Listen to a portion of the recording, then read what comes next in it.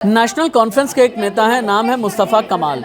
अब मुस्तफ़ा कमाल ने एक ऐसा विवादित बयान दिया है जिसके बाद नेशनल कॉन्फ्रेंस फारूक अब्दुल्ला, उमर अब्दुल्ला के लिए ना तो निगलते बनना है ना उगलते बनना है। अंग्रेजी में कहते हैं ना कि बोन ऑफ कंटेंशन, गले की हड्डी। नमस्ते, मैं राशिद।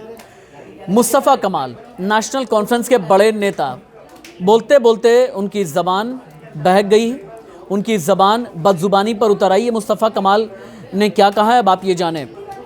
मुस्तफ़ा कमाल ने कहा कि उरी और पुलवामा अटैक भारत में केंद्र सरकार ने यानी मोदी सरकार ने खुद ही कराए, ये मुस्तफ़ा कमाल ने कहा। अब आप सोचें इस बदतमीज़ बयान के पीछे का लॉजिक क्या दिया गया। उन्होंने ये कहा कि भाई केंद्र सरकार ने अटैक खुद कराया क्योंकि केंद्र को बाद में ये दिखाना था सर्जिकल स्ट्राइक के ज़रिए कि हमारे सेना के पास में शौर्य है, पराक्रम है, सरकार मजबूत है, ये कहना चाहते हैं मुस्तफ़ा कमाल। लेकिन बहुत बड़ा सवाल है, मुस्तफ़ा कमाल ने ये बयान अपनी पर्सनल कैपेसिटी में दिया है क्या? अगर हाँ तो फिर क्या फारूक अब्दुल्ला को आकर के कहना नहीं चाहिए, बताना नहीं चाहिए, या उमर अब्दुल्ला को आकर के सफाई नहीं देनी चाहिए? और अगर पर्सनल कैपेसिटी में नहीं कहा है तो क्या ये नेशनल कॉन्फ्रेंस का स्टैंड है?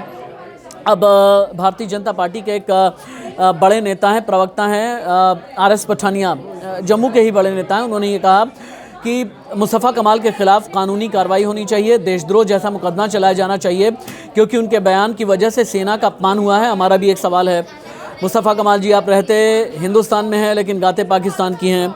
आप खाते हिंदुस्तान का हैं लेकिन अपनी ही फ़ौज को बदनाम करने में लगे हैं।